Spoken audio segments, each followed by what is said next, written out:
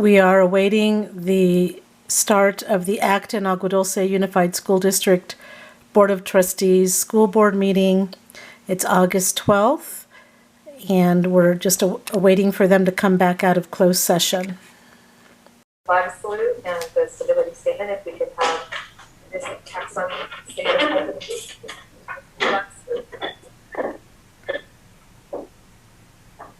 I pledge allegiance to the flag of the United States of America and to the republic for which it stands, one nation, under God, indivisible, with liberty and justice for all.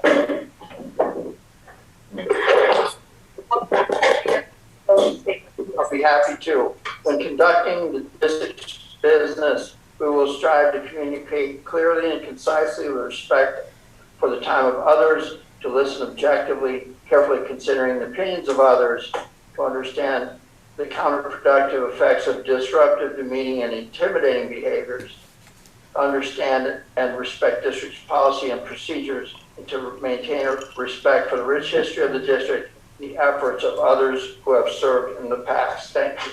Thank you. Okay, we're in 5A, public comments, recognitions, and reports. Please submit a request to speak to the Board of Trustees on any agendized or non-agendized items. To the superintendent prior to the meeting, no more than 3 minutes are allotted for one speaker, no more than 20 minutes on the same subject. This portion of the agenda is for comments, recognitions, and reports to the board, and it's not intended to be a question and answer period. So if you have questions for the board, please provide the board president with a written copy, and an administrator will provide answers at a later date. Dr. Sahak, do we have any comments or recognitions this evening? I would like to just thank the Acton Agua Dulce Unified School District for this opportunity to serve as your new superintendent. I'm quite humbled and privileged to be here. So in terms of public comment,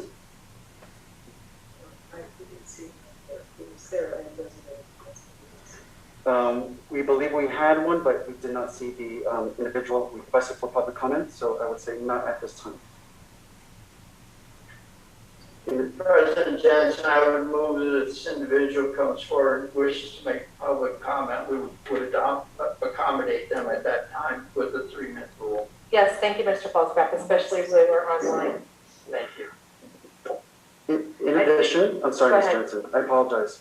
I do want to mention and share something at this moment in time before we move forward in our agenda. We may respectfully pause for a moment of silence to individuals we have lost within our community most recently. I'd like to offer a moment of silence for Mr. Charles Bruce, a community advocate, asthma advocate. His spouse, Mrs. Bruce, is a current employee of our district.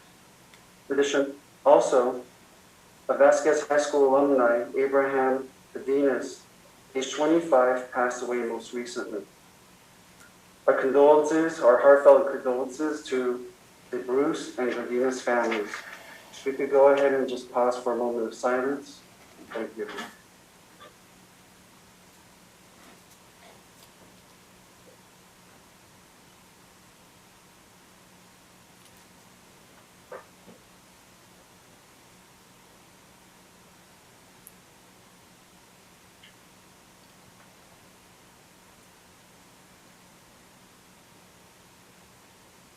Thank you. And if I may, I do not think that we did the board agenda. I don't see it online.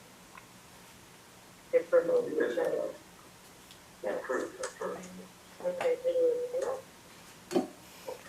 Madam President, I would suggest that under superintendent's report, he kicks off his report with a summary of the changes that were made prior to us going to closed session. Thank you, Mr. Falcone. Okay. Okay. Yeah. All right, go ahead. Sure. Thank you, Ms. Jensen. Modifications to agenda. So board agenda item 10A, the PAR, Personnel Action Report, amended to reflect additional hires and deletion of a certificated staff member that took another position with another district. So there's that modification to the PAR report, 10.8. Items for consideration to be pulled. Board agenda items 12J, B, C, and L, part of the charter MOUs for approval.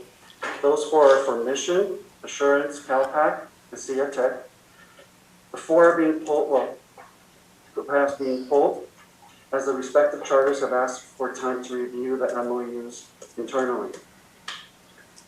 Last one, board agenda item 13C, Sunny Days contract funded through ELO. After school literacy program contract added to the agenda originally had an addendum. Not sure if the board would like to have additional time to review the contract in full. We'll try one again. Sure, Mr. Jorgensen, that's board agenda item 13C. Thank you, President Johnson.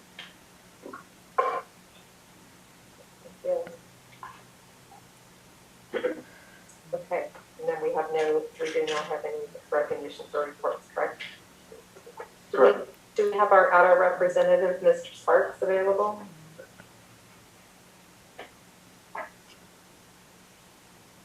Good evening, how are you? Good evening, Mr. Sparks. Thank you for being here. Thank you for having me. I would like to say it's an honor to represent the union. Appreciate the support. I wanted to thank Mrs. Troussel for the last 5 years and all the hard work that she has put into the district and the community. Her leadership got us back on campus last year. She was one of the people who was instrumental in bridging the conversation with the district, and she got us back on campus, and she did it safely. And so I just wanted to give her a shout out and say thank you very much. 5 years is a long time, and I don't think many people really appreciate the effort and the energy that she gave. And so I want to say thank you for that. School's getting ready to start. If you start driving the school parking lot, you'll see that teachers are starting to show up in droves. Leadership teams are getting together. At the high school, WASP visited us last February and March, gave us some marching orders. And so under the leadership of Mr. Brockway, he brought his leadership staff on campus, and they did a lot of discussing of what needs to be addressed. And so I was very encouraged that a game plan is going to be in place, even if there's changes to staff. And so that was Mrs. Lepp and Mrs. Chun going overboard, doing an outstanding job, getting information out to staff and just kind of educating us on different changes in the online curriculum and that we've been using. And so even though it's summertime, even though we have not started officially with kids, teachers are back to work. And so again, we look forward to this upcoming year. Last year was very difficult, changing the way we teach, changing the structure, and then this year again, changing it again. So I know it seems like, oh, we're just going back to normal. There's a learning curve to change all the changes that teachers have had to endure. And so looking forward to having kids back on campus, looking forward to seeing life return back on campus. I hope that we can mitigate the COVID exposure. Some of the things that we are concerned about, we're looking at numbers. Down at the Heart District, we've already have 12 infections, and it's only been a week. And so it's interesting to see how they're managing that and the protocols that they're putting in place. I hope we have discussions on what that's going to look like in our district. And so I look forward to working and partnering with each and every. I don't know you, Mrs. Jensen, very well, but I look forward to working with you. Again, I just wanted to say thank you, and ADA is committed to working hard this year. So thank you very much. Thank you very much. And next do we have Cesar Ortiz, our CSCA?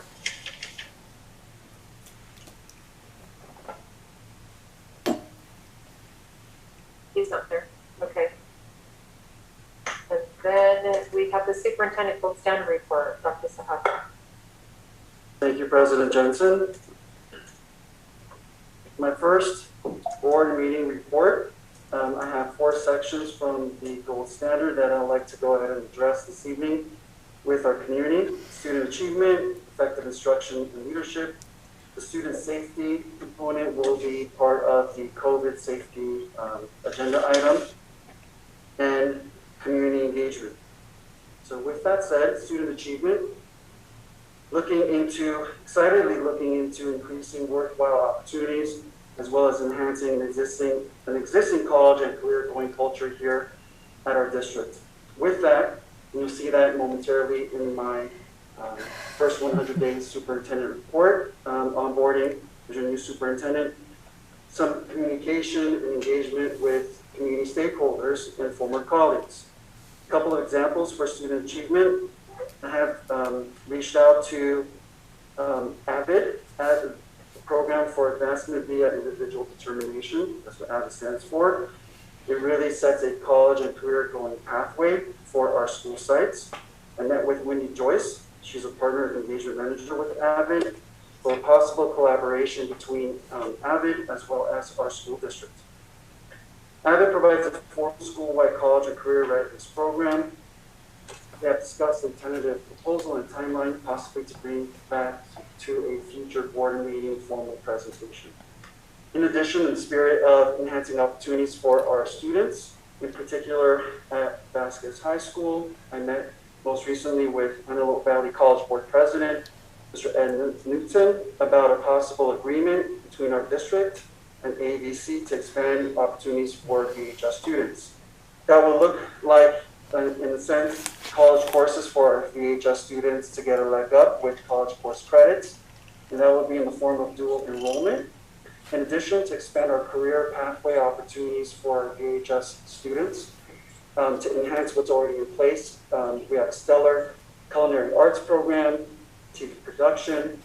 AVC could be a promising partnership with VHS in broadening our career pathway opportunities in areas such as automotive, computer science, cybersecurity, and health. So I've been in touch with his cabinet in ensuring a possible collaboration for dual enrollment and career pathway MOU. So that's something that's exciting and forthcoming. Moving into effective instruction and leadership. As many of us already know, there are quite a few mandates from the state for LEAs within the state of California school districts. One being AB 130, SB 130, for independent study. All school districts must offer independent study for the 21-22 academic year. This requirement becomes optional after this current school year, meaning in 22 and 23 academic year. In response to the new mandate, the live parent survey, thank you ITS team of Alex and Caesar, they're phenomenal, helped launch during the week of July 19th to notify all families of an independent study option as mandated by the new Assembly Bill 130. The survey closed on August 6th. The survey assesses the number of families seeking independent study option for fall 21. The independent study option has been put into place as a menu option for our families for students who have some circumstances where they cannot be in-person instruction, they cannot be part of in-person instruction at any one of our 3 sites, and it's an alternative means to free and appropriate public education. The next Assembly Bill is Assembly Bill 104.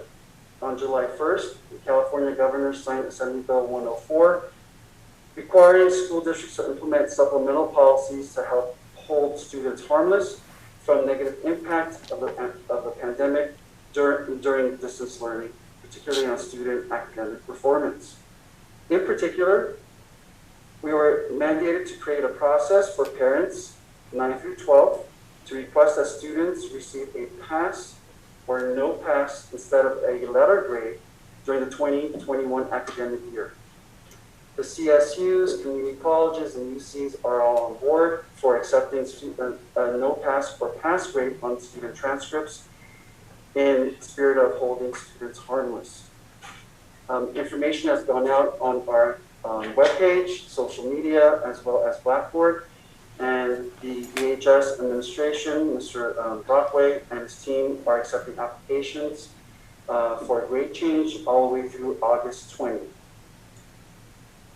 Community engagement. You'll be hearing a little bit more about that during my first 100 days. But part of that comes with my Listen and Learn tour, which is well underway. I have had the great fortune of meeting community members, anywhere from our wonderful PTSO representatives, ASMO, folks from Acton Town Council, and peers, be it our Antelope Valley superintendents. So I've been had the pleasure of that outreach. In addition, on August 16th, as part of community engagement, our wonderful principals will be holding a joint parent orientation that will be held at AHS's gym for all 3 sites at 5:30 p.m. August 16th, this coming Monday. We hope to see our parents there. Thank you.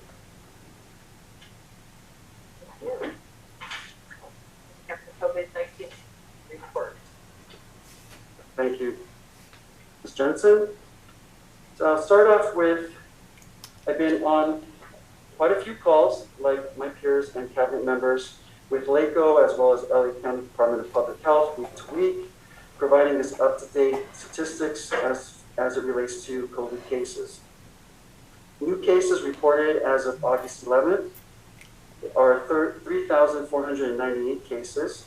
That is an uptick of about 5% increase of new testing positivity rate from the month of May to present day. Month of May, we are at under about 1% new positivity cases. And as of August 11th, we are up to 6% of new testing positivity rates within LA County. With that said, as of July 28th, LA County Department of Public Health requires all LA County LEAs, i.e. school districts, to reopen schools this fall within 2 options on the menu. One option is in-person instruction with protocols in place, and I'll share those protocols in a moment. The second option is independent study, like I just shared during my superintendent's report. The in-person instruction with protocols include masks. Masks are mandatory indoors, regardless of vaccination status, and are optional outdoors.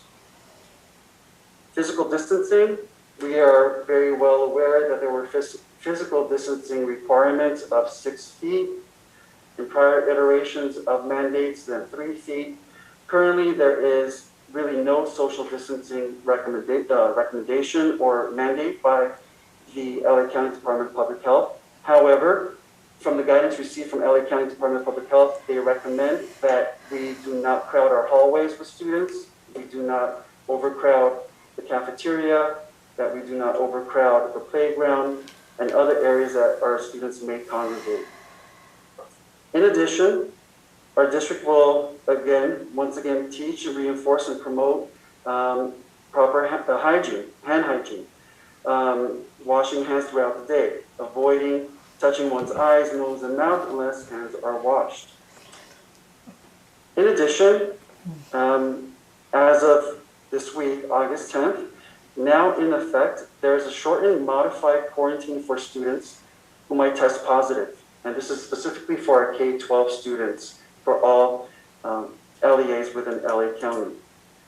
An example scenario, a student tests positive, who is at home under quarantine. After day 5 of quarantine, student tests negative. On day 6, the quarantine could end with a negative test. On day 7, the student can return back to school. One additional update, a new iteration, the daily symptom screening of students is not required as it was prior for reopening in the spring. And that is my update. I do want to say that our mask exemptions for children, forgive me, there are general mask guidance for exemptions that will be provided to school staff or district office. If there are physical, developmental, behavioral conditions that make wearing a mask unsafe for children, these examples will be included. Developmental delays, limited physical mobility, severe autism, and structural abnormalities of the head or neck. The guidance that was provided by LA County Department of Public Health was, in most cases, a child who is unable to wear a mask safely for medical reasons should not attend school in person. That is my COVID update. Thank you, President Johnson. F, we have submissions. Do we have any submissions? No submissions, President Johnson. Yeah. Thank you. And then we're going to turn it back over to you. We have a presentation. We have 7A Superintendent Report, first 100 days. So we'll turn it back over to you. Thank you. I wasn't joking when I said I was going to be rolling up my sleeves on day one. It's been exciting, and that continues. Thank you. All right. So my first 100 days preparing for our district's future. We started on June 6th and it will continue through the new year, March 12th, 2022. Next slide, please. Acton Agua Dulce School Board has charged me as their new superintendent with continuing the legacy of high student achievement and ensuring that all learners' needs are met and preparing the school district for increased growth. Some of the qualities that were put forward in the recruitment: candidate been a classroom teacher, principal, district leader, proven track record of growing academic achievement for all students, and demonstrated ability to work collaboratively with the Board of Education, teachers, staff, parents, students, and the community. Next slide, please. So the purpose of this entry plan, I'm not going to read this verbatim, so forgive me, is really to allow me, the new superintendent, to gather information quickly by listening and learning to the community and the district needs, establish a strong community presence early on, and for sustaining ideas, building on the current work and strengthening the positive attributes of our district's distinguished record of success. Next slide, Alex, please. So the entry plan has 3 phases.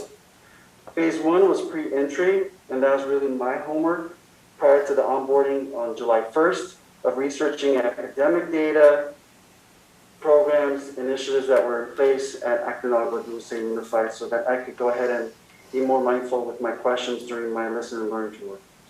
Phase 2 is currently in place, started July 1st, day 1, here at our wonderful district through October 8th, which is the entry component, communication, engagement, listening and learning. And then putting this all together for planning phase 3, which will go from October 11th to March 12th, at least for this component. But of course, as we know, planning is always ongoing, and that's a live component. Next slide, Alex. Thank you. So within the first 100 days and my plan, I've broken down the entry plan to 5 broad goals that are addressed in both the pre-entry activities and entry activities that will be outlined shortly.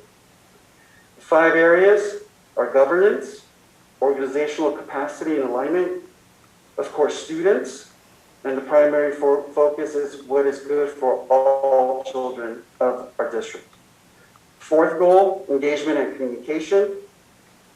Build public trust, capital, and confidence through open, honest communication and building positive relationships. And the last goal, culture and climate. Promoting and ensuring a positive, collaborative, and constructive climate, always focused around student achievement. To reach these goals, next slide. Of course, listening is a huge component of the onboarding piece. Spending time with students, that is something that I'm completely looking forward to, although I did visit Meadowlark during summer and had a quick glimpse of our kiddos for summer school at Meadowlark, and that was exciting. Meeting our teachers, all of our teachers, for our staff professional development, parents, looking forward to August 16th, parent orientation, met with our wonderful principals, and so forth. Learning is the next component, really analyzing and taking a look at data that's already in place related to student achievement, as well as student social and emotional well-being. Sharing, spending time in the community, engaging students, families, and community leaders. Building trust and strong working relationships is something that I'm looking forward to as your new superintendent. Planning, establish agreed upon action items and deliverables based on the entry plan findings. Next slide. For whatever reason, I could not get the next components onto the PowerPoint, so I'm going to ask Alex kindly to click on that link to a Word document and move us to page 6. Page 6. Thank you, Alex. You will see a color-coded key, and we'll be starting with my pre-entry activities for goal number 1, governance. The progress key, if you can see that on your screen, I hope you can. A red code means this activity has not yet been initiated. The green arrow is it is an item that's in progress. And a green check mark, is a task that's completed. So going through these entry activities, pre-entry, June 6th through June 30th, I drafted goals before onboarding for these entry activities. Like I mentioned earlier, I reviewed critical documents that were accessible to the public for Act in Agua Dulce, including student achievement data, school board minutes, grants, achievement, data, curriculum documents, and policies. And that's, of course, something that is still in progress. Going forward with governance, goal 1, entry activities, starting on July 1st, drafting this plan and presenting it to our esteemed board for the purpose of feedback, meeting with our board members to deepen relationships and broaden perspectives, developing regular communication between superintendent and our board, reviewing and constructing agendas, examining protocols. In addition, meeting with community stakeholders within the district itself, VHS as PTSO president, Booster, Meadowlark PTO president, to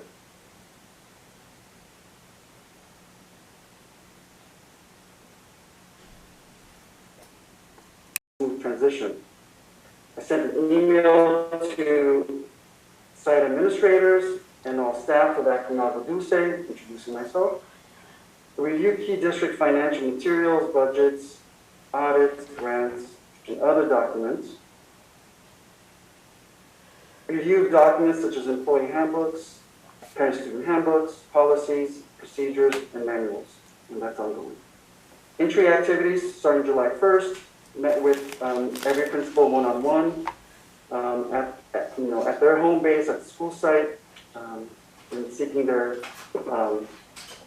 ideas for a successful opening of schools 21-22, and their challenges and their needs. Attending strategic key meetings.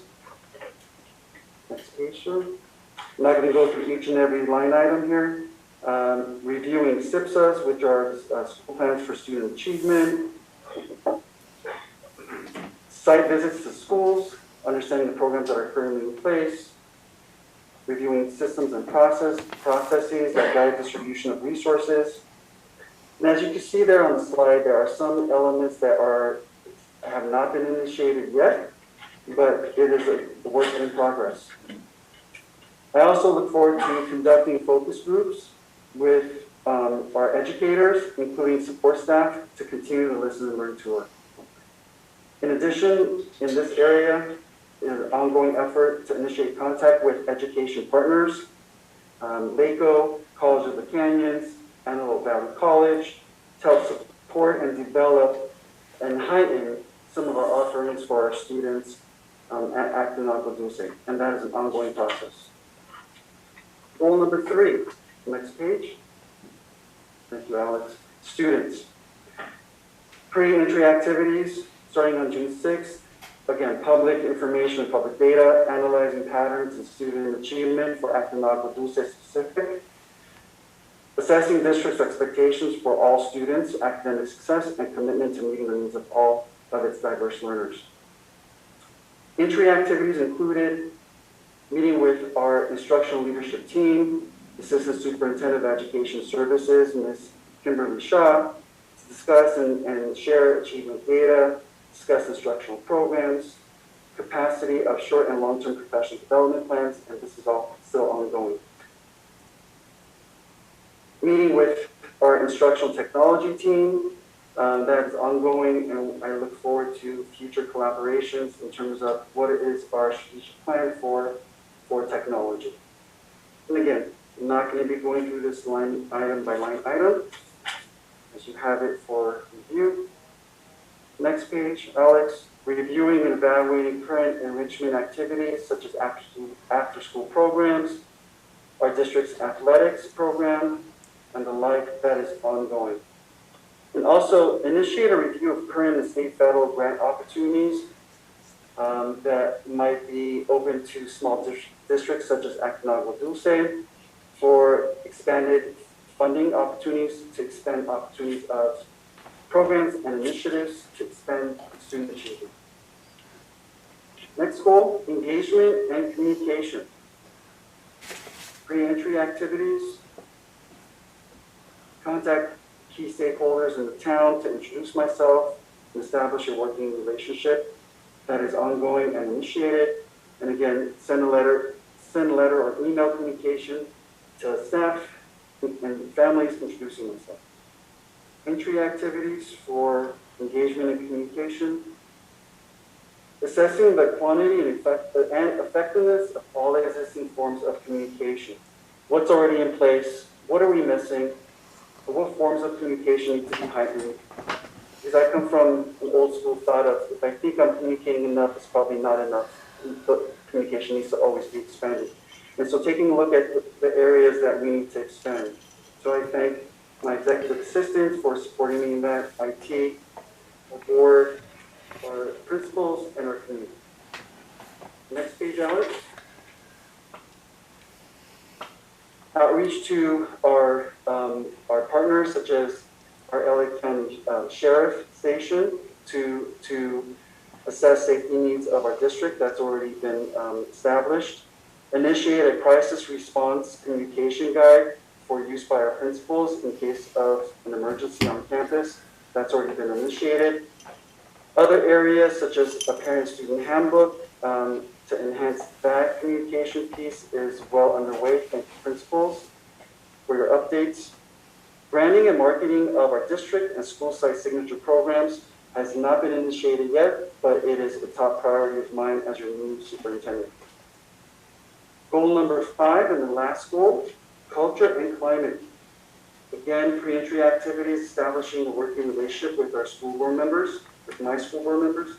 Entry activities, July 1st, communicating my personal and professional commitment to being a good listener, nurturing a culture of feedback, and what I thrive on, honest and open communication. In addition, reviewing surveys that are filed by the state for LEAs to implement, such as Cal Schools and Chick Survey, to assess our school climate based on parent, student, and staff input. Schedule a visit to every school and build relationships with principals, teachers, students, and staff. I look forward to August 24th and making my visits on almost daily basis to our 3 wonderful schools. I look forward to scheduling before and after school superintendent coffees to be held at each school site on a monthly basis to hear ideas, concerns, and suggestions.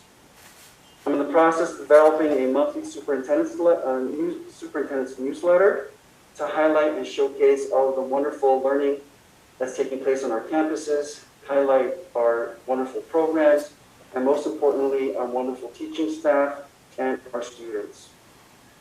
I also look forward to implementing a superintendent student advisory focus group at Vasquez High School to hear and listen to our students' needs, their challenges, and what they would like to see take place at our wonderful district, and not only at Vasquez High School.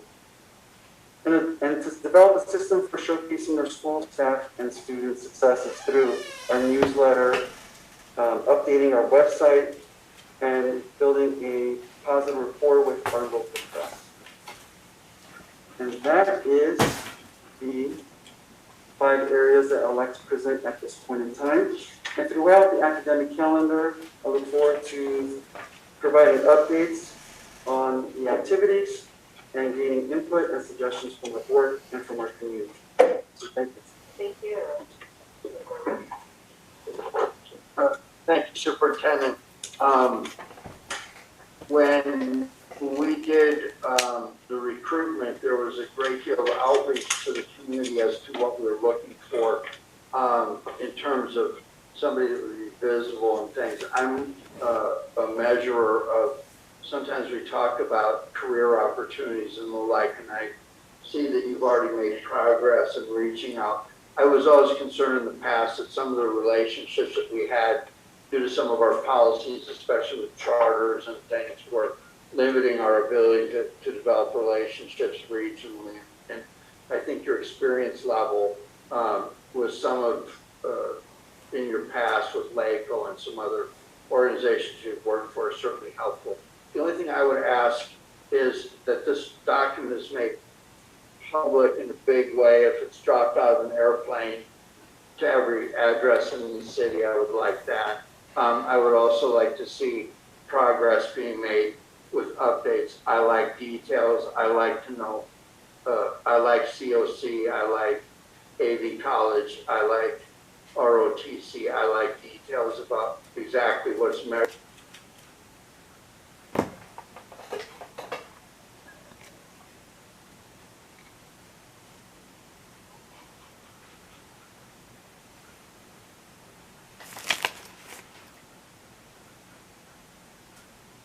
It looks like we lost connection. I'll get back on as soon as the internet comes back. So I anticipate that's not going to change.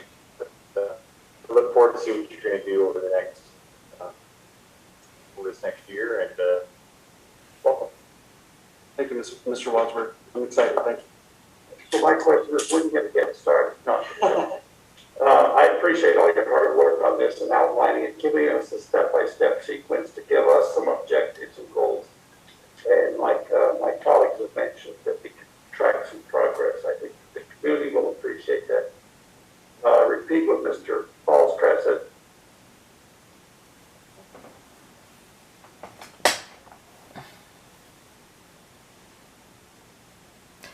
Again, we're losing connection during board member comments. I'll get back on as soon as the connection comes back.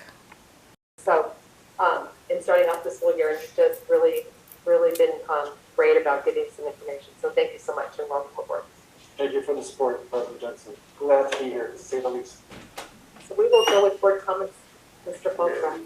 Oh, do we have any submissions? So we already did that. Mr. Falcraft. We ready? Yeah. I want to start by talking about Mr. Charles Bruce. From the time Kendra was in Miss Cutler's class at Meadowlark, she's now 21 years old and headed off to UCLA. Every year they would have these concerts, and Mr. Charles Bruce would be down there on the keyboard for the sound control. I don't know what it was, but he was a fixture in making that happen. He was a quiet person. He struck me as very professional, both in what his career was and next I want to talk about the input I've had. I went outside this evening. You will see on social media that I'm out there with kids that are holding up signs. They believe in what they believe. They have rights. They have. I applaud anyone who will stand up and make what they know, what they feel, known to people in a peaceful and civil way.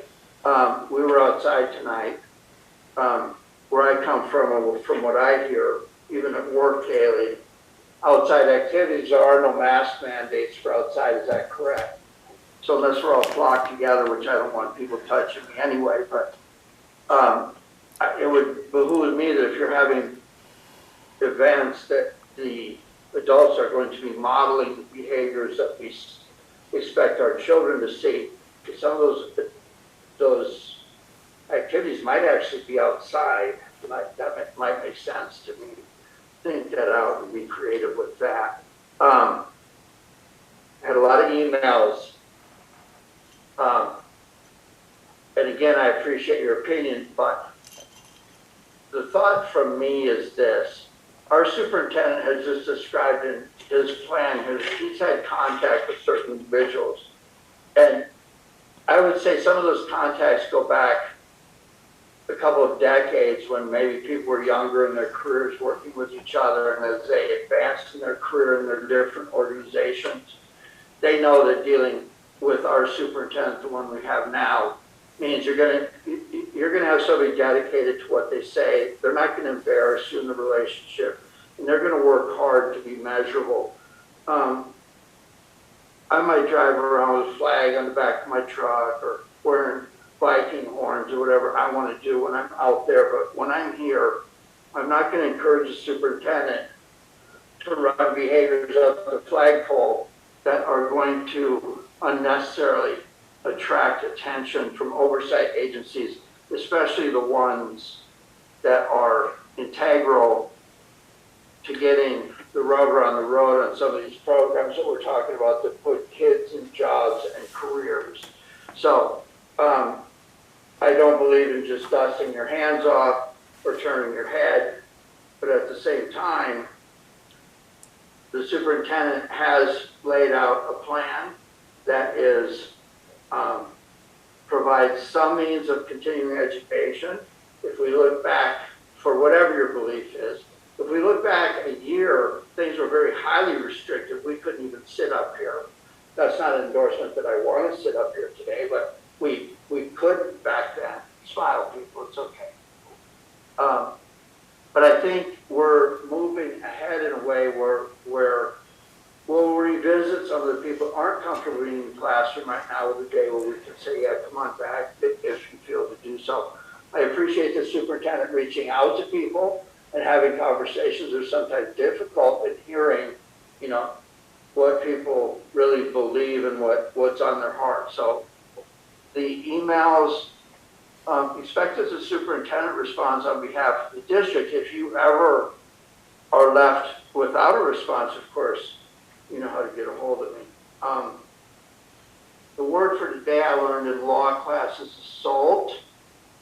Some people think assault is about hitting people. Assault is the act of doing anything to another individual that causes them to fear for their own safety, short or long term. Part of coming back to school is recognizing that there are kids, whether they're in my talk with the superintendent, he reminded me that some of the kids who are in high school going into 11th grade this year have not set foot on the campus for 2 years. So it's kind of like they're in 9th grade stepping on the campus again. So let's be cognizant of how we treat other students. We don't want to have behaviors that scare other people. If you're older, step up. Make the young kid feel safe. It's very difficult for parents to drop a child off and watch the child cry because they're 5 years old and they don't know what to do. Staff, thank you for making parents and students comfortable in this difficult time.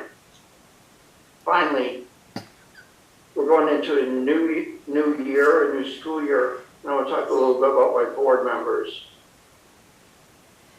Tim and Brianna, you have experience, specific experience and institutional knowledge about the sites that you've served at as district employees, a great deal of it.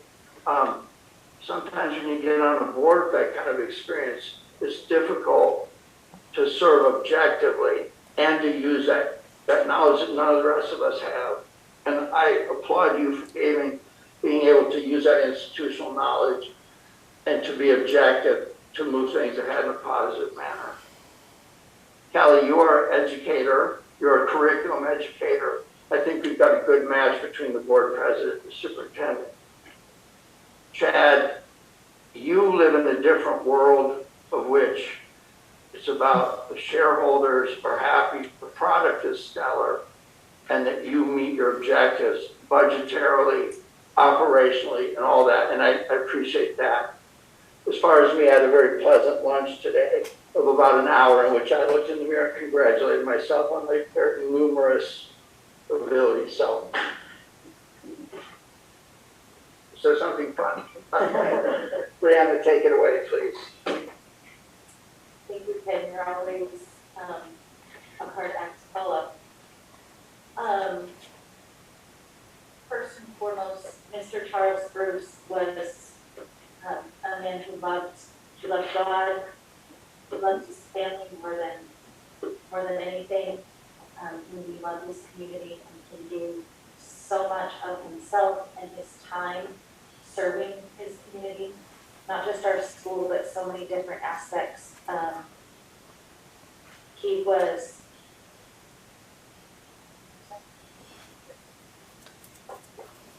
sorry, is that better? He was quite an incredible man, and his presence in our community will definitely be missed. So to Christina and to your children and your family, my deepest condolences and love and prayers to you. Moving on, I have received several emails, messages, calls, spoken to parents. I just want to let you know that I appreciate those. I appreciate the parents that were outside tonight. I appreciate you sharing in your beliefs regarding government mask mandates. It's tough. It's a tough position to be in, period. We're all living in this. And the feeling of the word for it is tough. It's a tough world and situation we're living in. So I believe I responded to each one of the communications that were sent to me. If I didn't, I apologize, but I believe I did respond to every single one of you. I just want you to know that I hear you and I see you and we are all listening.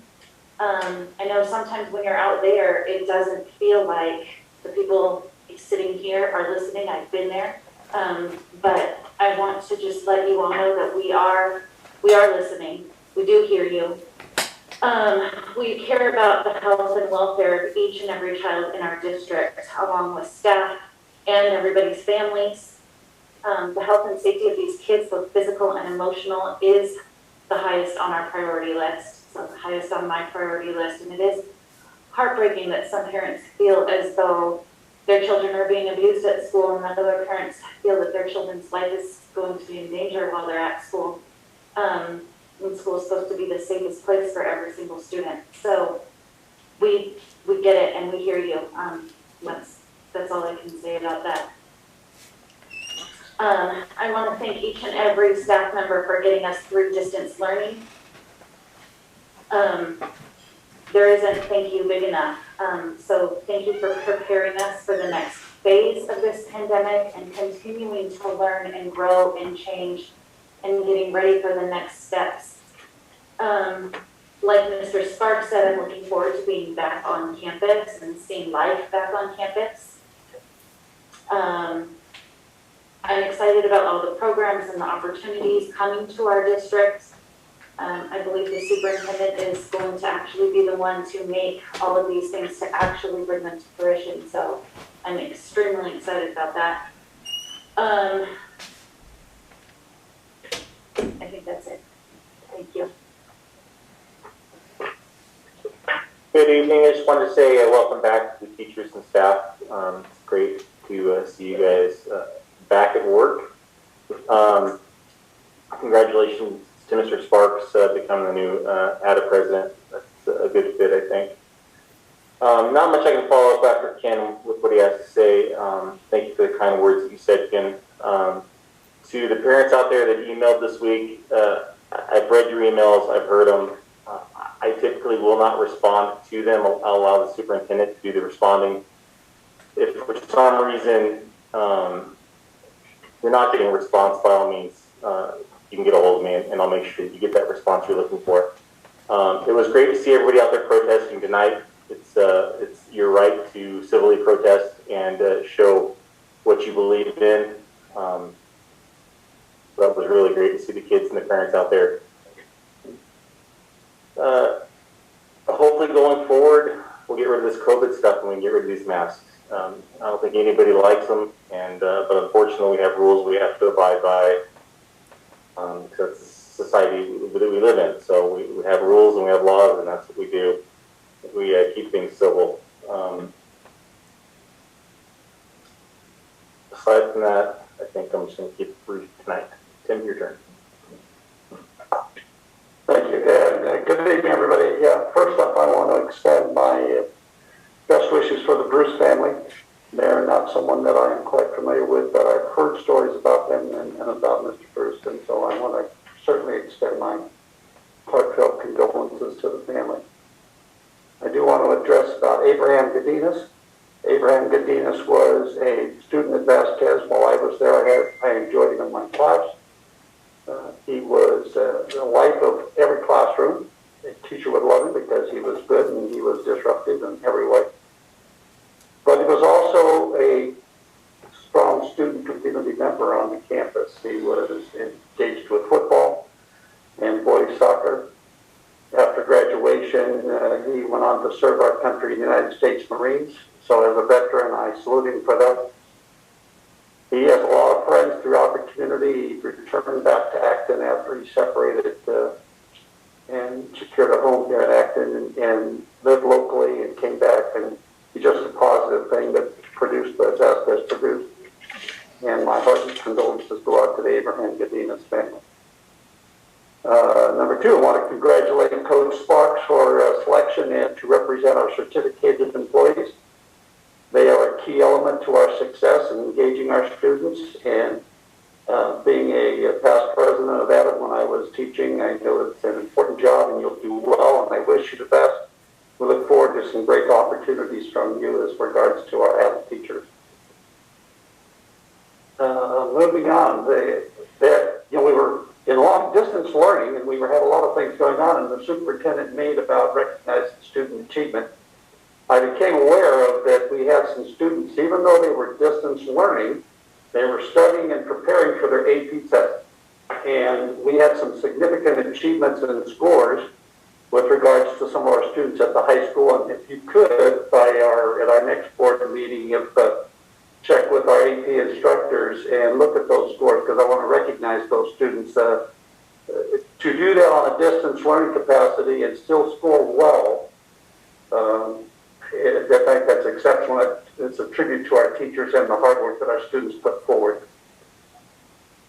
And then we move on to the challenges that we have that we've been working through, and now we get to get back on the campus where we can have our students in the classroom, the laughter and the levity and the camaraderie and the socialization that really puts a quality high school education and classroom educational experience for all of our students from K through 12. They miss their friends, they miss their teachers, they miss everything about that, and we miss them. I know the staff are looking forward to having them back with all the problems that come with it and all the excitement that comes with it, and that will be something that I'm really excited about. But we have mandates that make it kind of a bit of a challenge, and the mandates of having students masked and staff masked when they're around students. And I look at it a certain way. I look at it that we're an institution of learning and education where this is a challenge that we need to get through, that we can work together on it, and we can make it happen. To me, it's quite similar to what we do when we have athletics. We ask our students to wear helmets. We ask them to make face masks, shin guards. Not that it prevents anything, but it certainly assists in mitigating any serious harm to them so that they can continue to enjoy their experience and their education. I look at masks in the same way. If we as adults mentor them and model for them that this is one of the challenges that we're going through right now, and you're part of the team, we all work together, we'll get through this sooner rather than later, get rid of these things, so we can see the smiles and see the accomplishment and have that facial recognition and interactions that come with it. I keep thinking about all the things that there is nobody at this board, and there is nobody on my colleagues on the board that are ever going to argue or debate parent right about choice. That is certainly your choice, and we're going to support that with all we have. But we know that we have mandates, and we look out for all of our students as the best we can. We make the hard decisions, as some of my colleagues have mentioned, to move forward and get this thing behind us as quickly as possible. I'm reminded of the hard work that we have graduates of our school system, graduates from high school that are in the healthcare industry. They're doctors, they're nurses, they're paramedics, they're firemen, they're law enforcement officers. And they go out and do their job, and we can do our job to help make their job less troublesome and less tiresome. For those of us that have family members in the medical industry, I have a sister who's a doctor. My eldest brother was in the medical and production of hospitals and management for years. I worked on them. My dad ran an ambulance company in Santa Clarita. I know that first responders get tired, but the people in the hospital get fatigued.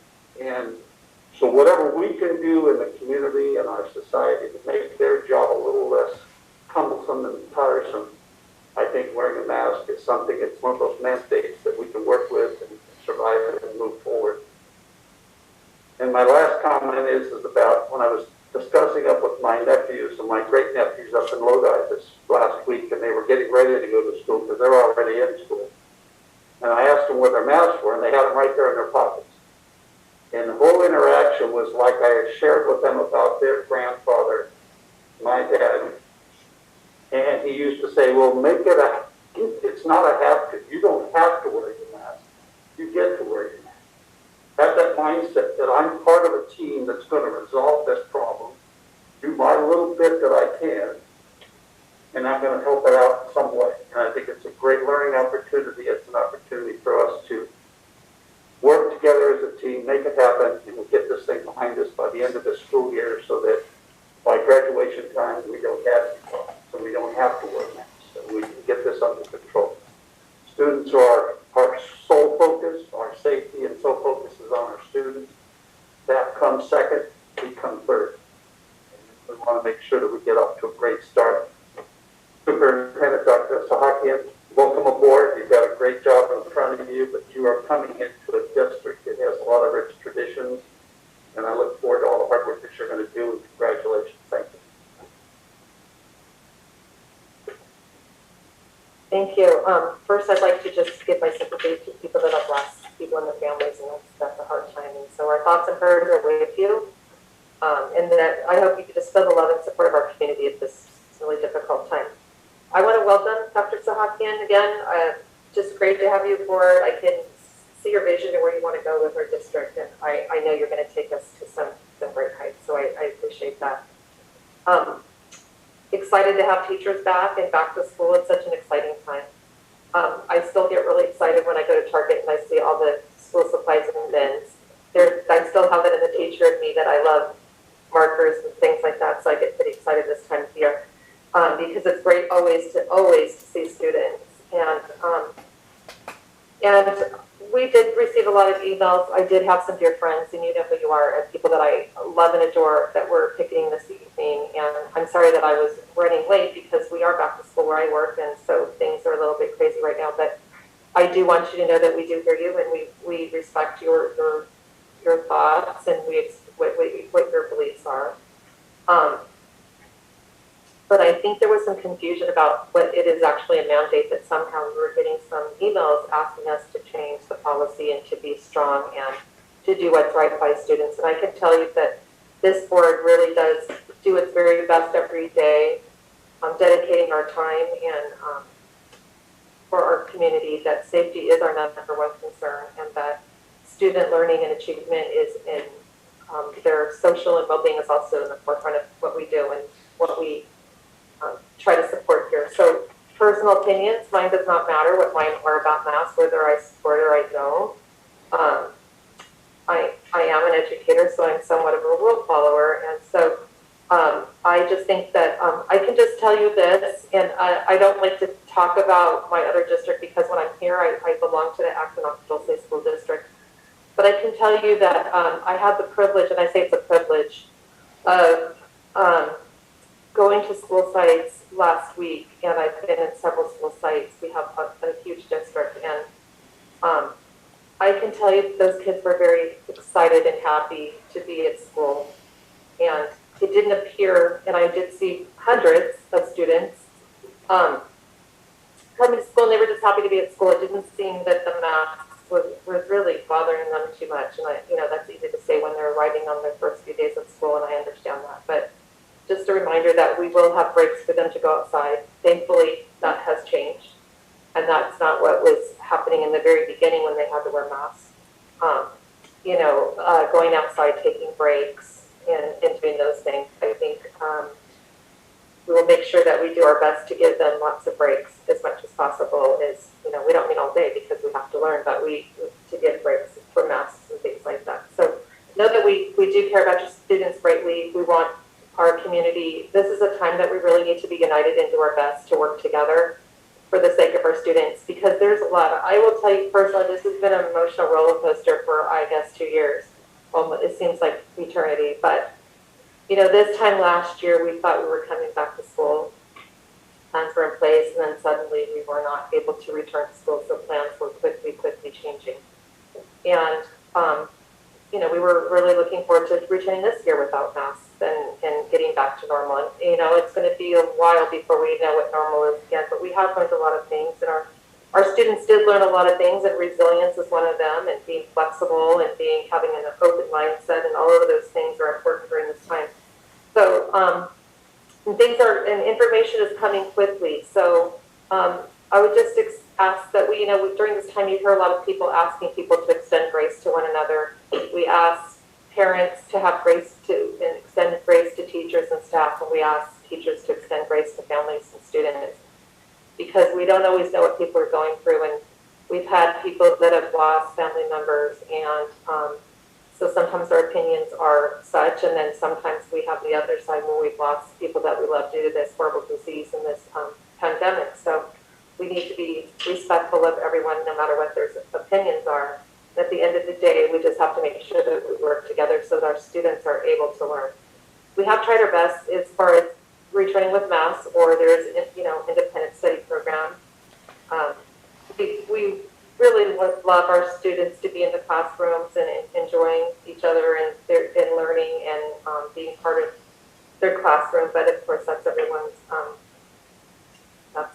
opinion and right to choose what's best for their family.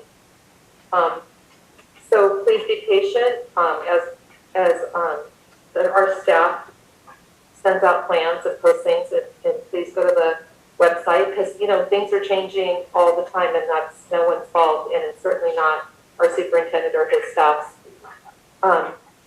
lack of communication or lack of planning or lack of trying to do what's best, because they are getting things updates constantly, and so sometimes things behind the scenes are quite busy and quite crazy. We are trying to respond to emails.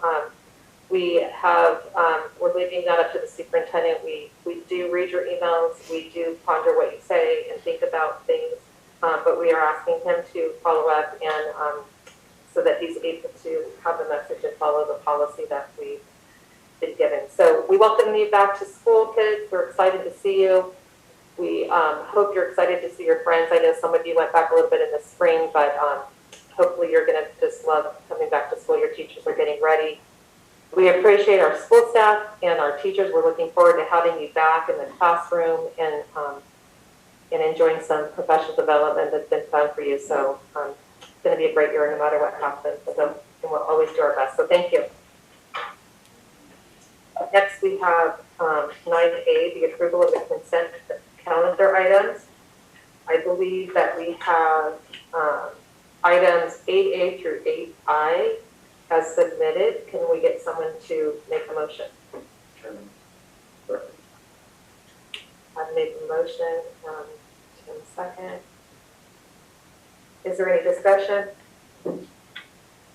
Call for the vote.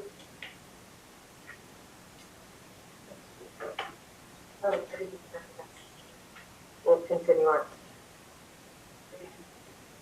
Yeah, well, I didn't do it, but Sergeant Snyder support 0. At this time, Mr. Paulson absent, so we'll go with 4-0 there we have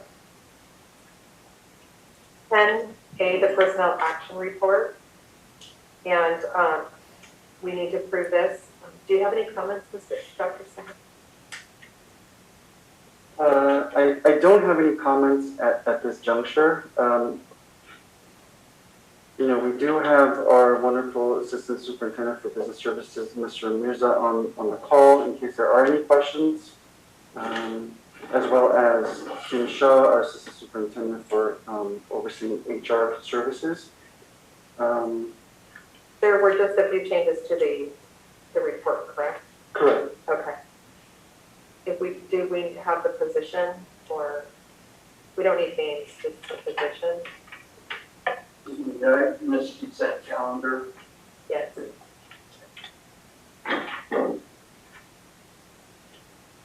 We're on personnel action report. Yes. I will have comment. Well, I just asked if we know the positions that are changed. I don't necessarily need the names, but.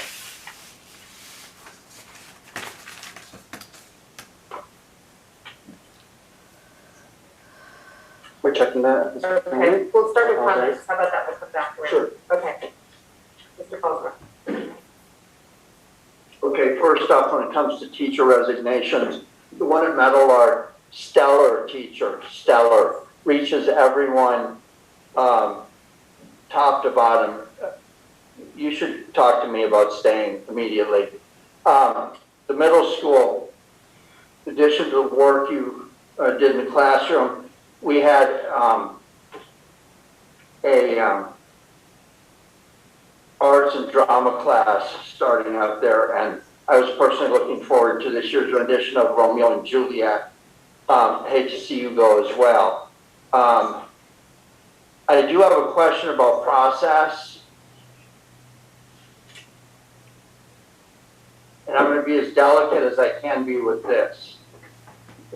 We have suffered a horrendous budget collapse that was based on a false economy, that was based on an attempt to try to have this district survive through a negative certification years ago. There were remnants of the group of people that started that, and one of them recently left the board. As part of that process, there was a headline in the Antelope Valley Press that suggested that as part of that collapse of the district's budget, there were people who were personally affected as employees, pink slipped, told there might not be a home for them. And having been in that position, I mean, I gave a little talk at the graduation ceremony for the 2020 graduates. I know what it's like for an economy to collapse, and all of a sudden when you feel safe, your world is just destroyed, and you're worried about things. And fortunately, we were able to make some moves that had people take advantage of retirement programs, but some people were affected in hours and position. And then amongst that was a headline that said someone was leaving a position of influence. It actually said so one of their family members would have a chance for promotion after all this, in the middle of this. And that rattles me, not to the point where I will vote, not to the point where I want to discuss a person by name, especially a person that's been a stellar employee with the district and not known to be problematic in any way. But in my world where I work, the HR department would be looked at very intently and asked the question, how on earth could you maintain any level of credibility or objectivity given those circumstances in a situation where there could be clearly some political influence, strong political influence. And I really hate to do this, Superintendent, the first time you sat with this board, and I understand the baggage that comes with all this, but please assure me that every step was made to make sure that every available candidate who wanted to apply for that job was considered and that the best candidate was clearly chosen. Help me understand this. Thank you, Mr. Falsgraf. No, absolutely. Between my cabinet and I, we were adamant on an equitable process for hiring and recruitment. With that said, we made sure that the pool through our posting through EdJoin first was an internal posting for this particular position with minimal candidates. We assessed the situation, we reposted while maintaining that one candidate within the pool, and we posted for an external posting to broaden our scope and our net and outside of our community, district community. So with that said, our practice of an equitable and robust pool of candidates beyond 1, 2, 3 candidates to be interviewed by a panel that is objective and not tied to any one internal or external. And that's the protocol that we follow for this particular situation and this recruitment. And that will be our protocols moving forward in the near and long-term future. Thank you, Kelly. I'm done. Thank you. Oh, one more, excuse me. Again, I'm not going to mention names, but I remember an educational professional that had a profound impact on one of my children. Math skills, just it wasn't time or something wasn't lining up.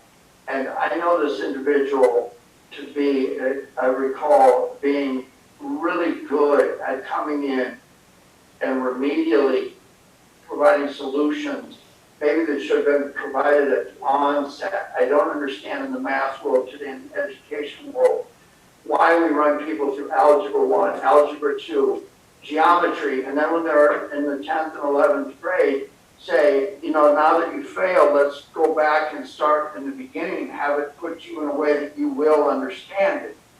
Something is wrong there. I know this individual to be administrator. I know this person to be a principal. I know this person to be all levels of an administrator in a collapsing school where there was so much going on. And now I see that person joining in your TOSA program. You've made a wonderful choice there. And I actually fear that this person is going to leave the district. Whoever is doing this TOSA thing, it is an incredible way to fill gaps that have existed in our system for years. So thank you. And you know who you are, and Kendra says hello. She's very, very grateful that you have touched her life. Now I'm done, Kelly. Thank you. Anyone else have anything? No. I do. I see a lot of familiar names on these new employees. I really, really love and appreciate that our new employees were given the opportunity, or our existing employees were given the opportunity for advancement. There are so many names on this list of people that I have worked alongside, that I look up to, as far as certificated and classified, and I just, congratulations to all of you. So I'm very excited to see how you take on your new roles and just conquer these new positions and bring so much light to all of our sites, including the district. You guys are awesome. So huge congratulations to all of you, and to the teachers that are resigning. It makes me sad. So makes me sad to see that you're not going to be a part of our family anymore. Katie Mitchell, you had Olivia.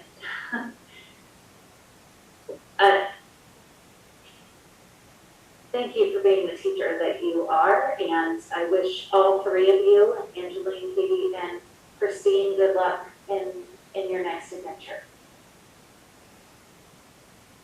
That's nothing to add. Thank you. I only have a couple of comments regarding the athletic assignments, that there's a couple of vacancies there that I'm hopeful that we can expedite. Our varsity girls basketball coach and varsity girls soccer.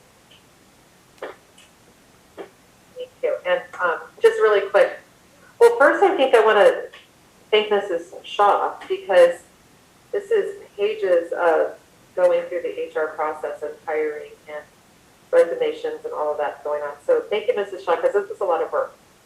And I have been on several interview panels and been just a part of what happens with HR. And let me tell you, it is a long process and a lot. So once again, thank you for all the people that applied. And, you know, it was rough when we had to make some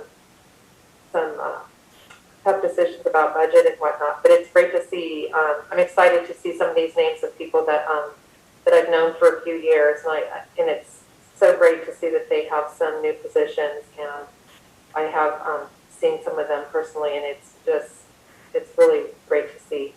I'm sad to see that we have some resignations, because being a director of curriculum instruction, I've been into some classrooms and I can pick up on some instructional strategies very quickly. And this hurts my heart, because these are some great teachers here. So we wish them the best, but we will, you know, we would be not sad if they decided to stay or come back. So with that, before we call for, you want to tell us the position changes? Sure. Just going back to your question earlier, President Jensen, the part of the addendum, there was one certificate position, teaching.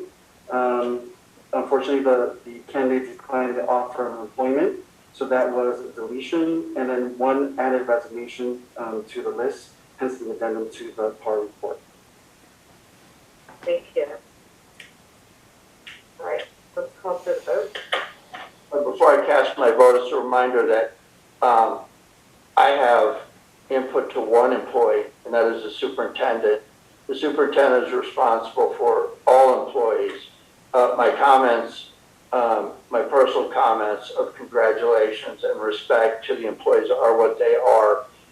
The other comment I made was strictly about the process. I'm here to ensure that the process is correct. With that said, I, Graf, I.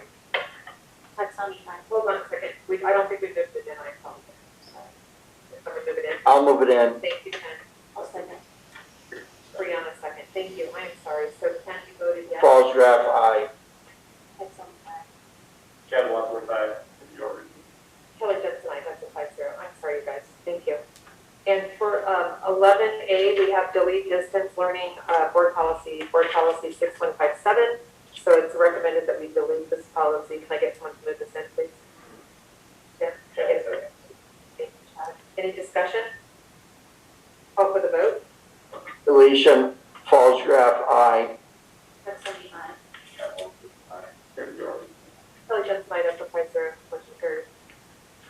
We have 11B, educational services board policy independent study. First read, board policy 6158, adoption.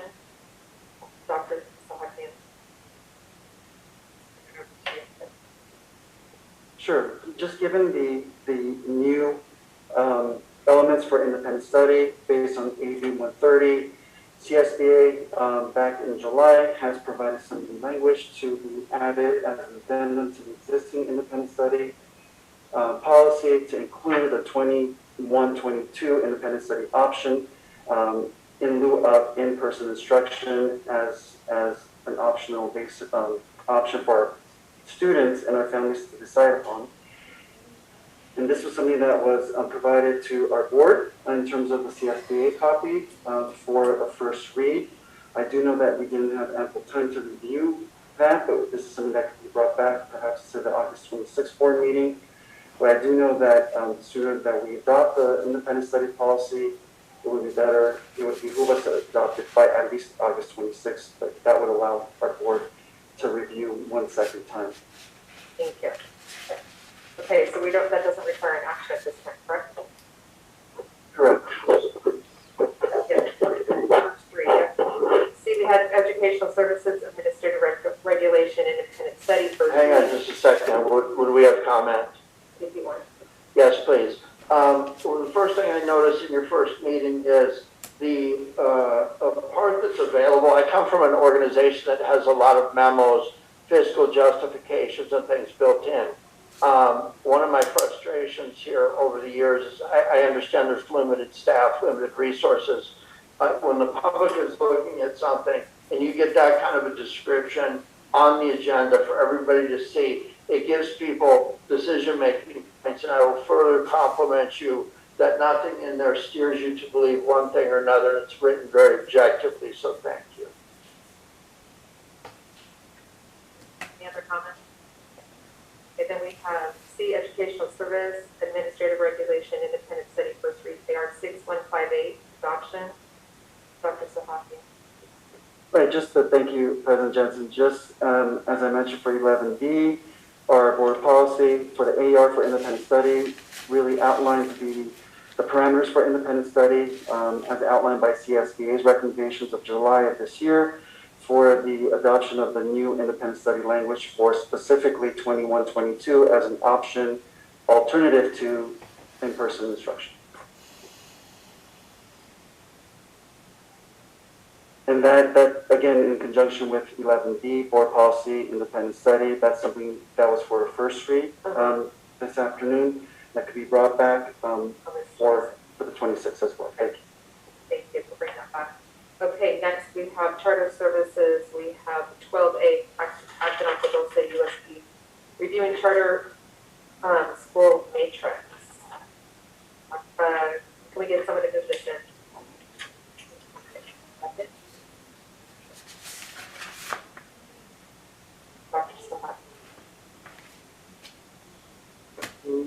I do have to thank Ms. Patterson, our Director for Charter Services, for the amount of work behind the charter school matrix, as well as the ongoing communication with the charter schools that you see listed here under Section 12, Charter Services. The MOU templates for each and every charter are similar. One exception is the iLead MOU, and I do believe we have Ms. Patterson on the Zoom call. If not sure, Alex, if she could be patched in, she could go ahead and explain to us the difference between the iLead MOU and the others at this moment in time. So, Ms. Patterson.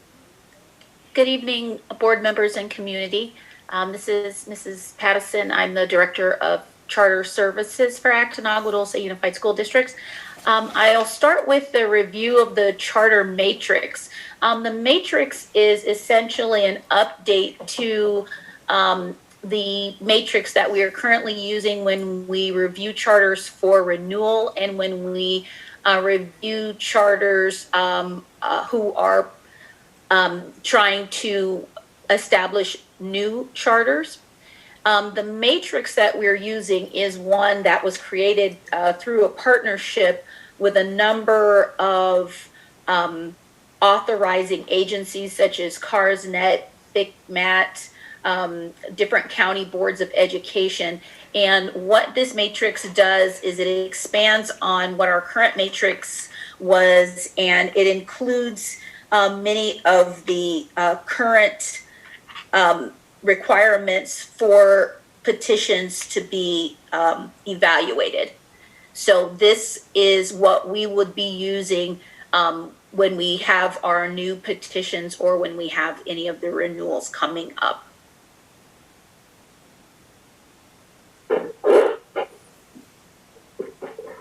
Thank you, Ms. Patterson.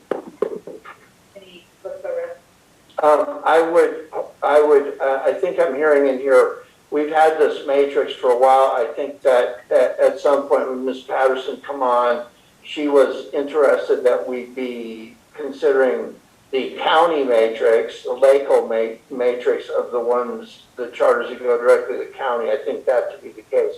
And I would hope that the 1500 series of legislations that went through that affected how charters operate have been considered in this.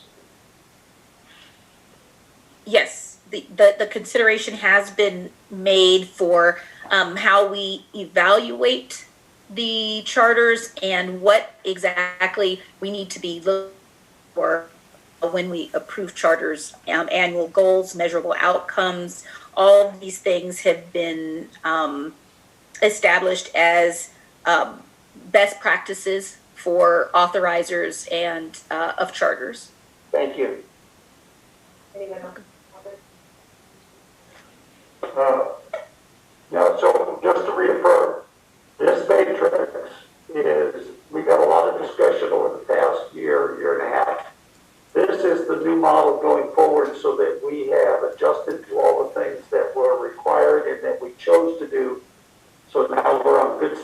going forward, correct?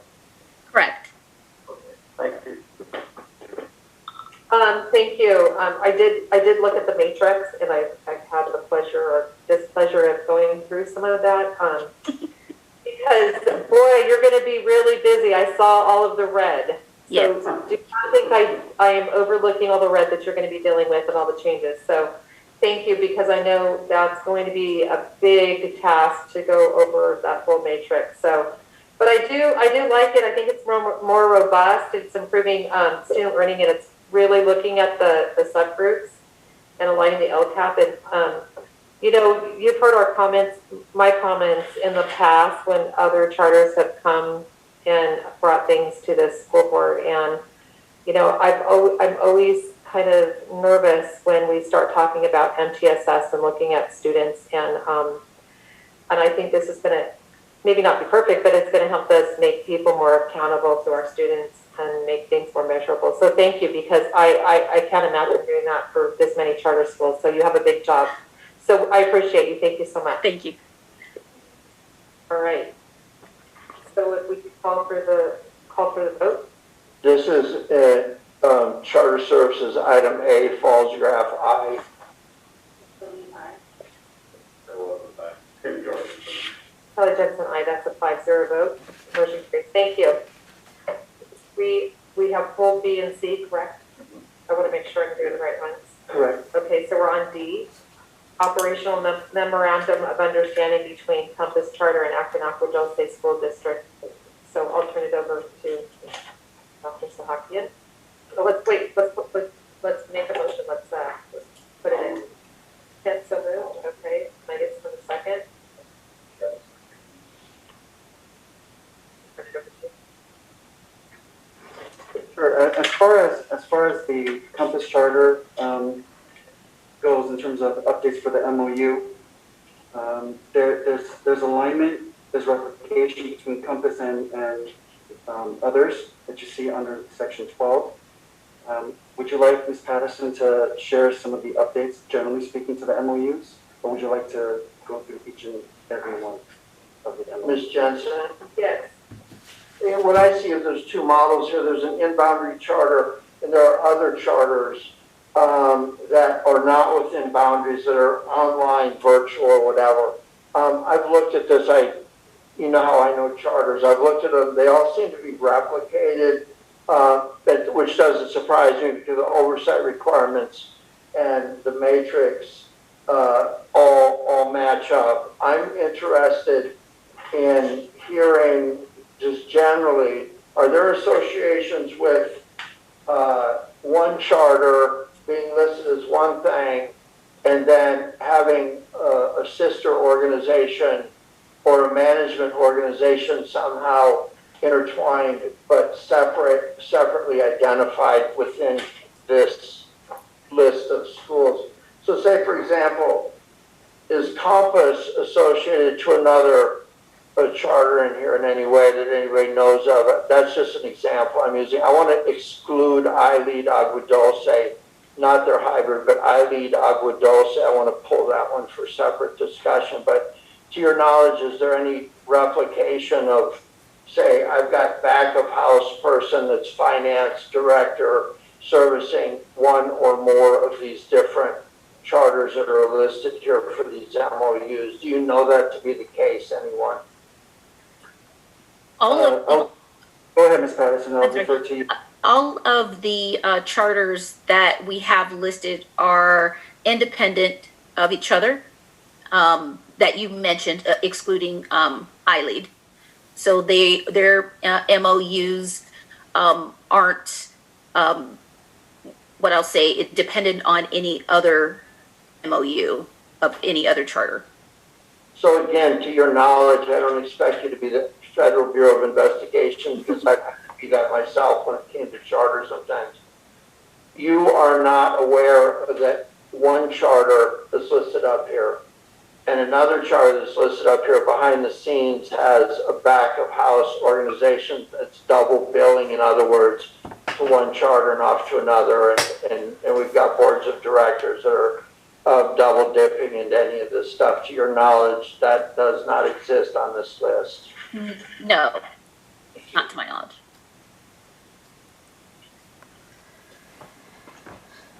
Yeah. I have just a question. So we have D, E, I, and K. Are those MOUs? Is there anything exceptionally different between the MOUs because it's a basic standard of operation? Are all those essentially the same, but it's just addressed with different organizations? Yes, they are basically similar MOUs because the MOUs are essentially covering the basics of what our agreements are with the charters as far as how they're operating, what, for example, educational programs, suspensions, expulsions, mandated costs. These are all things that are going to be the same for each charter. There's not going to be any major differences. The differences that could possibly exist may be in what type of organization it is. As Mr. Falsgraf mentioned, there are some that are strictly virtual. There are those that are seat-based. So in those, you may have different aspects of the MOU that have to be addressed. Like an example would be? An example would be facilities. As he said, he wanted to mention I-LEAD at a separate time. So in that MOU, it's going to have different language with regard to facilities if there is a facility that is leased. So that would be one of the major differences. Okay, thank you. That's, so as we proceed, we'll go through each one, and if there's something unique about that one, we'll just identify. But all there's, in other words, there's body language that's the same to all. Yes. Specific deletion or addition based on whether they're leased or online or whatever. There'll be a couple line items changing, but the basic operation of the MOU responsibility is remain the same. President, Yes. I'll suggest that we talk a little bit about I-LEAD now, which is the only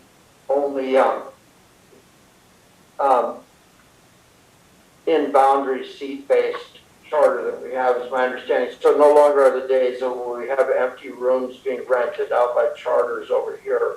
I think we're way past that. Would that be accurate, Ms. Patterson? Yes. We don't have empty rooms rented to charters, so there's the appearance that their rooms are too full in the district, so that we can conduct enrollments in out of the boundary and piggyback on hopscotch over to other counties and even states. Is that accurate? The only exception is that we do rent out space, but that is we have Assurance Learning Academy that has for at least the 5 years been renting. They actually have students that attend that room over there. Yes.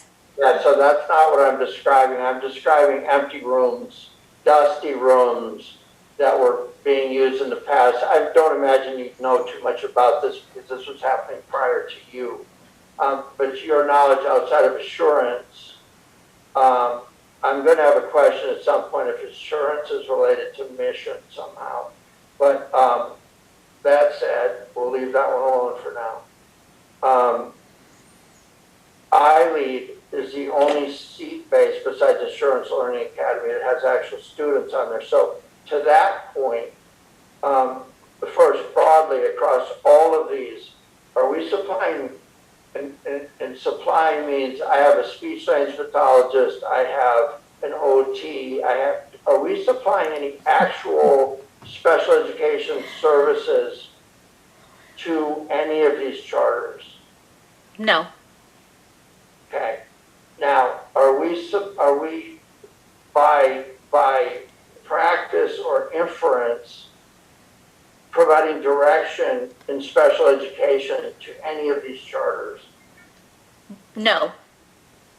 Are we having a district employee or representative of the district, either by direct employee or by stipend, entering SACE data regarding to special education for any of these charters? No, we do not enter SACE data for the charters.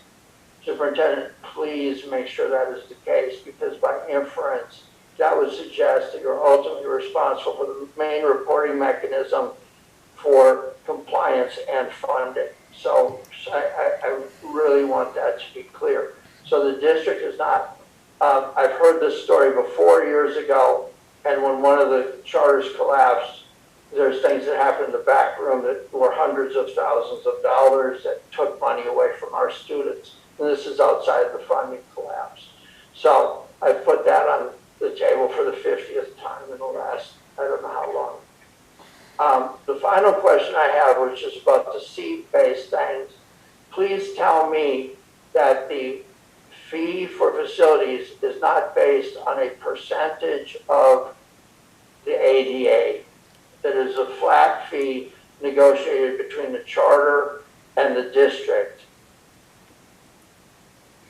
The negotiations for the leased facility is based on an allocation formula, and that the formula in itself and the fee for the lease is below what market value is. We did look into what facilities were leasing for, and we did come to an agreement with I Lead Agua Dulce on a reasonable lease amount and an increase yearly that is based essentially on inflation.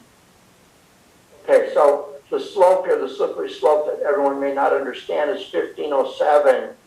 Basically says you're not in business to make money off of charters. So therefore, the best that this can be is cost neutral. So in other words, the district can only charge what the actual oversight costs. So when we start basing things on 10% of ADA and things, it becomes really easy for somebody somewhere to bring us back into court and say, wait a minute, you did this and this and you got to pay it back. And then on top of that, any liabilities that go with it when you're running off of ADA exposes district to further financial problems potentially. So I think that what I'm trying to say is that if you're going to rent the building, you would rent it for a little bit less than what the average individual would pay through a survey that you can find, that you conducted objectively. And that we're not falling into a trap of doing percentage of ADA, because the court found that. And I'm sorry for the public to go on about this, but there are some people out there that still do not understand that the judge was not interested in negotiating or how many children were up being used as human shields in the negotiation. The party was over. You will not make a penny of the charter schools, and I'm just doing my due diligence to make sure that everyone understands you may not charge percentage of ADA as a means of getting money back to the district for a facility or anything. So, sorry, Shay, you know that I already know the answers, and I know that you already knew the answers, and the superintendent knows this as well. But it's really important to me that the public understands exactly what's going on, and we are completely credible. These charters exist only because they service children, and I'm glad that Callie is here to make sure that that end of it is kept up. So I'm done. I'm going to suggest, if the rest of the board would like, that you go through the list, pull out the ones that are not in district seat-based. We'll vote on them quickly, one by one, and then finally pull iLead in and make that vote separate. Thank you. So we are going to call for the vote for 12D, the MOU between Compass Charter and Acton Agua Dulce.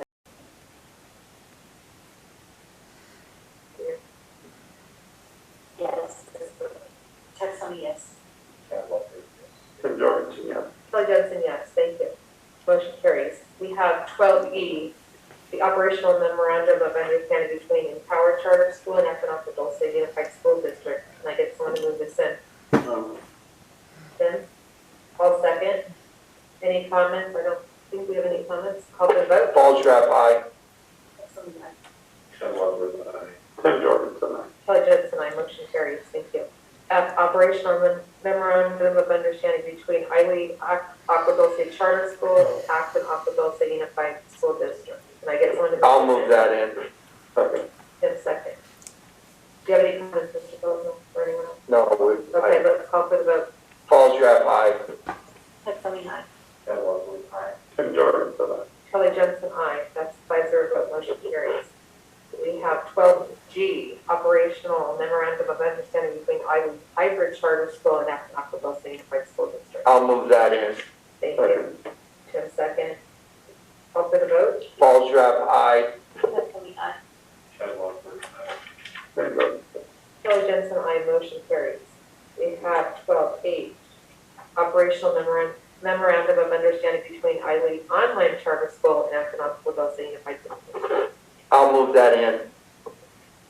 Oh. Chad, second. Chad, second. Call for the vote. Paul Draft, aye. Texani, aye. Tim Jordan, so Kelly Jensen, aye. 5-0, motion carries. We have 12I, operational memorandum of understanding between Method Charter and Acton Aqua Dulce Unified School District.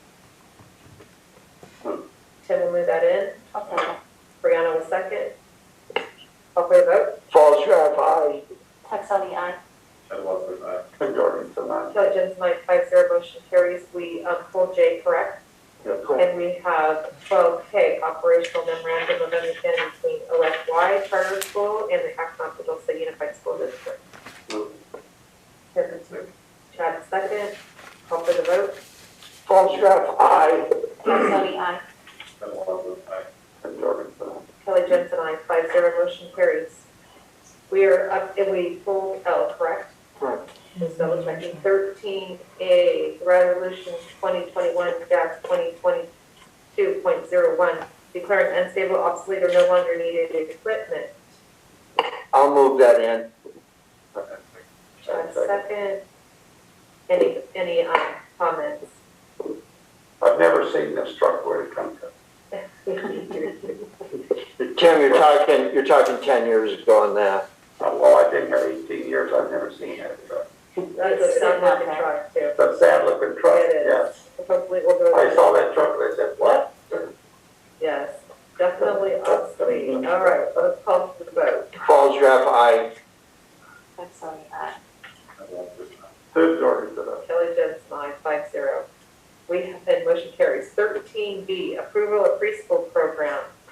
I get someone to move this in. I'll move it in. I'll second. okay, you Any component, so happy you have anything to say, or? Yeah, this agreement is with Sunny Days, offer, after school program for our students. I do know that Mr. Mirza, our Assistant Superintendent for Business, has been working diligently with the organization.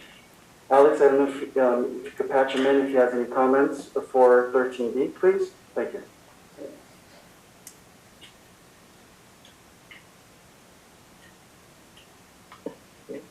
Hello, board members and community. So tonight we have the distinct pleasure of Sunny Days, who's our partnership. They're going to present to you tonight and going to go over the exciting programs that are upcoming, both the preschool program and the after-school literacy program. So I have Sandra and Anna Ease from Sunny Days, and they're going to go over and do a short presentation on what's upcoming in our school district. Good evening, everyone. Hello, good evening. Hi, I'm Sandra Dinkowski, and I'd like to first start by saying welcome Dr. Sahakian and our condolences to the community for their losses before we begin. I'm the president of our Sansar Incorporated 501c3. We've been around for over 23 years. And next, I'd like Ms. Anais to introduce herself. Hello, everyone. Thank you, Ms. Sandy. Yes, my name is Ms. Anais. I have been working with Ms. Sandy as the Director of Programs, and I help her oversee, as you can see on our slide, the programs that we've operated over the years, and I've had the pleasure to work alongside Ms. Sandy and all these districts. So thank you for allowing us to present today. Next slide. Thank you. So we are working with and hope that we can have the opportunity to work with the Acton Aladosas School District to provide an early literacy intervention program for the students in our community. And we are seeing, the loss of learning that happened during COVID. And so we want to work in partnership with the teachers, with the School of Meadowlark, to see how we can best support our students in helping bridge that gap that unfortunately COVID caused, and along with the learning before that was already lost, so we can best support them through this after-school intervention program. Next slide, please. Next slide, please. Thank you. So we are going to be operating directly after school until 6:30. Originally, we were, so we're no longer doing non-instructional days. This will be school days only. And we will be doing the snack component. There will be a 30 to 40-minute intervention component to the program, enrichment activities, doing STEM activities, youth voice clubs, cooking, things like that, including indoor and outdoor organized play. We do have a paperless check-in system for the families. They will do it contactless through an app. And we have a highly trained staff. We're working with an intervention specialist, and our staff will be bilingual as well to help support our English language learners. And we will be following the LA COVID County guidelines very strictly, along with our organization's safety protocols dealing with COVID. Next slide, please. So we will be working alongside with the teachers so that we could measure growth in the students from them starting in our program and making sure that there is constant growth. And so we want to work in partnership with the teachers so that the assessments that are being given during the school day, that we can see where that growth needs to happen and tailor our lessons, our activities, so that we can promote growth in the students and give them those skills that they need to be successful. So in speaking with our intervention specialists, we talked about the importance of oral language development with our English language learners. So that's something that we will be focusing on throughout our lessons, and also, like I mentioned, working in partnership with the teachers to see where the loss of learning has happened and how we can best support the students. Next slide, please. So in talking with the school district and our specialists, we talked about assessments and how we can best measure growth. So something that we brought up was having them assessed 3 times in the school year through our program. However, we do want to collaborate with the teachers and see what would work best for their students. So that's what we are working on. Next slide.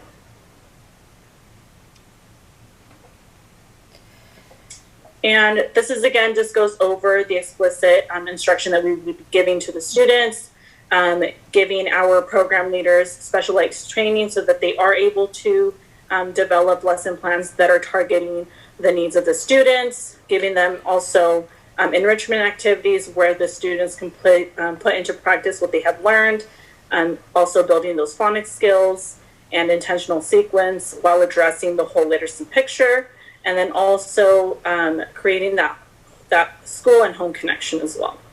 So the next 2 slides are some examples of the work that we've done in other districts. So just an introduction of our lesson plans. So you can see the stories that we would bring along, and also connecting music into our programs. Next slide.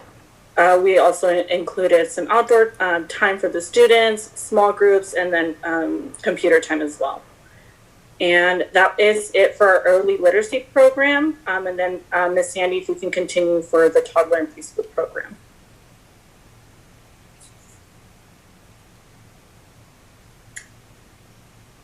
Ms. Sandy, are you there? I'm not sure if we lost her. Okay, it's okay. I'll go ahead and continue. So we are looking to, so NAEC is an organization for accreditation, and that is something that well-known preschools and toddler programs have this accreditation. So this is something that we're working towards to get for our program in for our preschool and toddler program. It's it's a professional membership organization that works to promote high quality learning for all young children from birth through age 8 by connecting early childhood practice, policy, and research. They advance a diverse, dynamic early childhood profession and support all who care for, educate, and work on behalf of young children. The association comprises nearly 60,000 individual members of early childhood community and 52 affiliates, all committed to delivering on the promise of high quality early learning. Next slide. So to be accredited by NAEC means that the program not only meets state standards, but that it also offers high quality program for our families. So hard work is put into achieving and maintaining this accreditation. And so after an extensive application process, skilled and reliable NAEC program assessors will visit us and our program to determine that it is meeting NAEC standards. So following accreditation, all our programs are subject to random unannounced visits by assessors to ensure that the programs continue to meet the standards in addition to licensing unannounced visits. So now, not only will we be following our community care licensing, but also our NAEC accreditation program. Next slide. So really quick, I'm back. Okay, thank you. The COC child care centers have this accreditation for their child care centers, COC. Yes, and so our hours of operation are going to be from 6 a.m. to 6:30 p.m. We will be open year round. We'll only be closed on major holidays. Our ratio is going to be a 1-to-3 ratio with support staff. We are doing a Reggio Emilia's developmental approach with some structure, of course, and it is affordable care for our families. It's going to be about under $100 a day. So we really, because we are a nonprofit, the way we, with your guys' partnership with the district, which we're truly grateful for, we're able to pass down those savings to the families in Acton. And next slide. And so we just want to thank you for the partnership that you've allowed us to have so far with our Sunny Days after school program. It's truly allowed us to offer affordable care for the families. And so we're really grateful for this opportunity. We just want to really thank you for that. Absolutely. And yes, if you have any questions. Organizational questions. Okay. This will be to the superintendent. Thank you. Okay, thank you. I'm familiar with your operations. You've been with the district in another capacity for a number of years. So just in terms of equity and access, have there been other groups that have come forward and asked to supply the same services as the district that have been denied?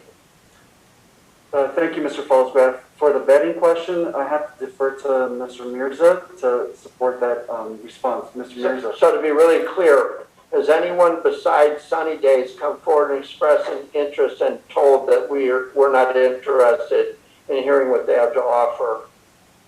No one has came forward. And that's good. That's good. Next, I'm familiar with a process where some cities make projects more expensive to themselves. So say, for example, an agency wants to build something. If they don't exempt their permit fees, then the price of the project goes up and the money gets routed back in internally, but it inflates the price of the project unnecessarily. So my question is the district charging things that cause the cost of the program to the parent, especially in the area of credit recovery? Are there charges being put back to the vendor that artificially increase the cost to the parent? You follow me? Say we rent the building for $100,000 and that gets rolled back in to recover from the parent when, if that weren't the case, I'm not suggesting we gift public funds, but at the same time, I want to make sure that we're doing everything we can not to artificially increased costs to the parent, especially in credit recovery. Yeah, no, we're not. Thank you. And then finally, has there been any objection from ADA about this program? No. Thank you, I'm done. Where's the study days going to be held? What campus? It'll be at the behind the district office where our old preschool or kindergartens used to be, where the playground is. And so we've moved those students over to Meadowlark so they could have the TK and kindergarten students all at the same site, so we could completely utilize that building. Cool, thank you. Thank you. I just have, I have a couple of questions. When it was slide 9, you were talking, I saw in there Footsteps to Brilliance and some other programs. Is that, are we going to have that, or are you showing an example that looks like maybe Lancaster? Can you clarify that? Slide 9. On the right-hand side, I thought I saw Footsteps to Brilliance. Yes, I did on Thursday. Are you just showing us an example of some other programs, or is this something we're going to have here? That would be Anais or Sandra. You guys, I think they're wanting it. Hello. So this is an example of work we've done with the Lancaster School District. So it would be in partnership with the teachers to develop something similar but tailored to their students, to the students of Meadowlark and the needs there. Okay, thank you for clarifying. Of course. My other question is, I'm old, so $100 a day is not a lot of money to me. Like, why would I work? So my question is for the students that are for our families that are perhaps Title I and have some hardships. Is there any kind of like grants or any way that we could supplement, or is that just only a fee base? I'm sorry. Are you asking for the toddler and preschool program? Yeah, we're with $100 a day for those parents. So is okay, so yeah, so we do, this one is a fee-based program, the toddler and preschool program. We do accept CCRC and DCFS for low-income families that do qualify. I hope, does that answer your question? Yes, thank you very much. Okay, okay. It absolutely does. Thank you so much. Okay, of course. If there aren't any questions or comments, we can call for the vote. Ballsgraf, aye. Aye. Tim Jordan for that. Kelly Jensen, aye. 5-0, motion carries. And then we have, where are we on? 13C, approval of after-school literacy program. Was there some addendum or something? Can you turn it over to you? Or when we first started? The full contract language was added for tonight's board agenda. So that was the message. All right, so can we get someone to move this in? Chad, second. Any discussion? So we'll call for the vote. Ballsgraf, aye. Texel, aye. Kelly Jensen, aye. 5-0, motion carries. We are on 13B, designation of legal representative. I'll move it in. Ballsgraf. And second. Any discussion? Call for the vote. Ballsgraf, aye. Texel, aye. Kelly Jensen, aye. 5-0, motion carries. And then we are on 14A, future agenda items. We are going to talk about the future having a board study session and also cover the Brown Act. We also discussed tonight that we will have some second reads and some actions coming forth at our next board meeting. Is there anything else? I have a suggestion. It's been the past several years that as we maintain contracts with individuals or groups that we publish an ongoing list for the school year. I'm not talking about accounting along the way or anything like that, but we have a list of who our contracts are with and the not to exceed dollar amount. And I'd like to see that sooner than later. We're putting a lot of contracts together right now, service contracts. So I would like to see in the superintendent's report that there is a running list of people that we have contracts with in the not to exceed dollar amount. Thank you. Can I have board support for that? Thank you. One more, please. Thank you. Yes. Thank you. Okay. And then for calendar, we have 15A. We have our next board meeting will be on August 26th. It's a regular board meeting. Also September 9th is a regular board meeting. And then November 11th, we have to reschedule due to Veterans Day. So we will have to reschedule that. August 26th, I'm not sure that I'll be here in person.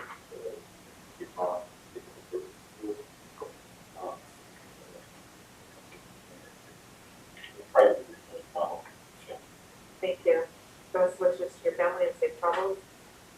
For 16A, we did not take any action in closed session this evening, so we do not have anything to report out from closed session this evening. So we are at 17A. Can I get a motion?